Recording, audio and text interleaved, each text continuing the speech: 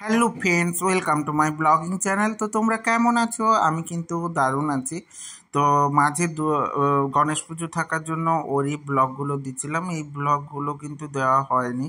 তো প্রিন্সেপ ঘাট গিয়ে আমি কেমন করে ঘুরলাম সেটা কিন্তু বাকি থেকে গেছিলো, তাই আজকে আবার ব্লগটাকে চালু করলাম। তো তোমাদের এই নতুন ব্লগে সবাইকে অনেক অনেক স্বাগত এবং আমার পাশে থাকার জন্য অনেক অনেক ধন্যবাদ।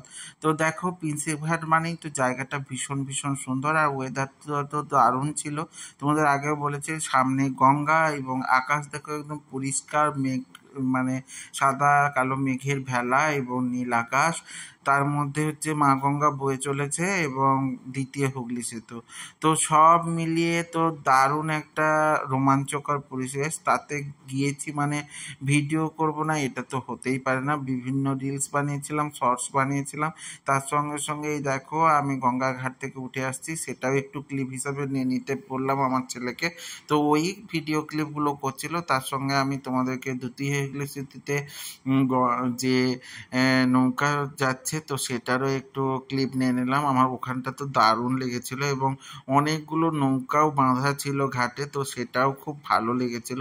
আর সাথে দেখো সন্ধ্যের টাইম এবং প্রচুর লোক হাঁটতে চলে এসছে এবং ঘুরতেও চলে এসছে, একটু জমজমাটিও হয়ে উঠেছে, বেশ সুন্দর লাগছিল হাঁটতে।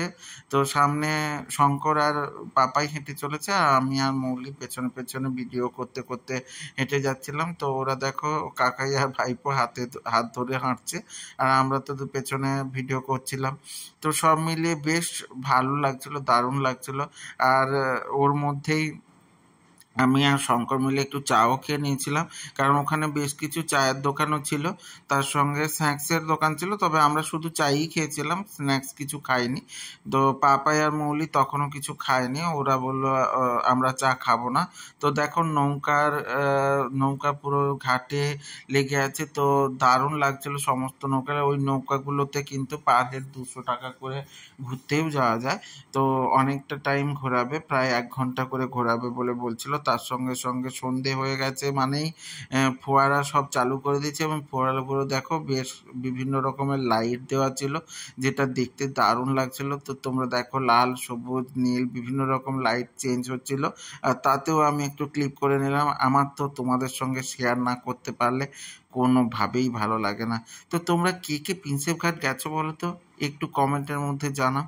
কারণ অনেক মানুষই গেছে, আমি তো আর প্রথম না। আর আমি এটাও বলতে পারি আমার মতো অনেক মানুষ আছে যারা এই ফার্স্টবার প্রিন্সেপ ঘাট গেছে, বা অনেকেরই যাওয়া হয়ে ওঠেনি। যারা যাওনি এখনো, একবার ঘুরে আসতে পারো, কারণ জায়গাটা ভীষণ সুন্দর।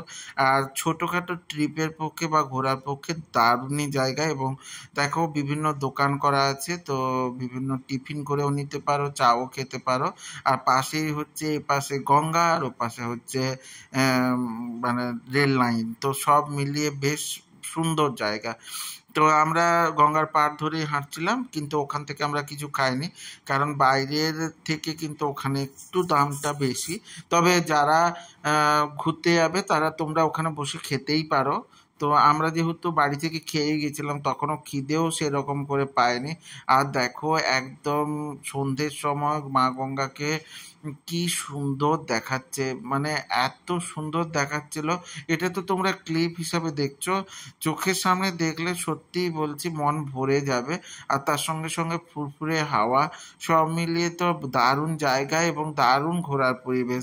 ঘুরতে যাওয়াটা উচিতই, আমি একবার বলবো, একবার অন্তত ঘুরে এসো এবং দেখে এসো। কারণ ঘুরতে না গেলে অবশ্যই এইরকম একটা জায়গা মিস করে যাবে। কাছে পিঠের মধ্যে, এত কাছে বলতে পারি, কারণ কলকাতা আমাদের যারা গ্রামেও থাকি তাদের কাছ থেকে যে বিশাল দূর তা নয়। তো অবশ্যই একদিনের ট্রিপের জন্য বা একবেলার ট্রিপের জন্য বা এক বিকেলের ট্রিপের জন্য যথেষ্ট ভালো জায়গা। তো যেতে পারো। এরকম করে হাঁটতে হাঁটতে দেখো সন্ধে পুরোপুরি হয়ে গেছে, আর সমস্ত লাইটগুলো জ্বলে উঠেছে যেন দিনের আলোর মতো লাইট, কিন্তু মা গঙ্গা কিন্তু আর দেখা যাচ্ছে না সেরকম ভাবে। আর আকাশটাও একটু একটু মেঘ হয়ে এসেছিল, কিন্তু ওদিন বৃষ্টি হয়নি। আমরা পুরোটাই ঘুরতে আছি, তবে তোমাদেরকে একটা জিনিস কিন্তু এই ব্লগটার মধ্যে আমি দিইনি, যেটা পরের দিন তোমাদের পরের ব্লগে দেখতে পাবে। সেটা দেখলে তো আরোই তোমাদের মন ভরে যাবে, এটা বলতে পারি। সেটা দেখতে গেলে অবশ্যই পরের দিনের ব্লগটা দেখতেই হবে, দেখতেই হবে। আমি বলছি না দেখলেই মিস, দেখতেই হবে। তো আবার দেখো ওই ফোয়ারাগুলো যেমন বড় বড় ছিল, এই ফোয়ারাগুলো কিন্তু অত বড় না। তো এই মন্দিরটা আমি তোমাদের শর্টসে এবং রিলসের মধ্যে দিয়েছিলাম। অনেকেই জিজ্ঞেস করছো দাদা এটা কোথায়। এটা কিন্তু ওই প্রিন্সেপ ঘাট থেকে বাবুঘাটে দিয়ে গিয়ে যাওয়ার সময় এই মন্দিরটা পড়বে। এখানে দেখো বাবা মহাদেব আছেন, তার সঙ্গে রাম লক্ষ্মণ সীতা এবং হনুমানজি ওরাও আছে। তো বেশ সুন্দর মন্দির, কিন্তু আমাদের সেরকম আমরা দুপুরবেলা মাংস টাংস খেয়েছিলাম বলে আমরা কিন্তু মন্দিরে উঠিনি, কারণ আমরা একটু মানি ওগুলো, তো সেই জন্য আর মন্দিরে যাইনি। অনেকেই মন্দিরের ভিতরে পুজো দিচ্ছিল তো এবং ধূপ জ্বালছিল, তো আমরা কিন্তু উঠিনি। কিন্তু দূর থেকে ভালো করে ভিডিও ক্লিপ নিয়ে নিয়েছি। তোমাদের কেমন লাগছে বলো। তো সব মিলিয়ে তো আমাদের ঘোরা দারুণ হলো। তো এইভাবে আমার ভিডিওগুলোর সাথে জুড়ে থাকতে অবশ্যই লাইক কমেন্ট শেয়ার করে দিতে হবে। আর ইউটিউব থেকে যারা দেখবে অবশ্যই সাবস্ক্রাইব করে দেবে এবং সাথে থাকা বেল আইকনটা ক্লিক করে দিতে ভুলে যেও না, না হলে আমার ভিডিওগুলো তোমার সামনে প্রথমে আসবে না। এইভাবে সাথে থেকো, সঙ্গে থেকো, জুড়ে থেকো, ভালো থেকো, টাটা।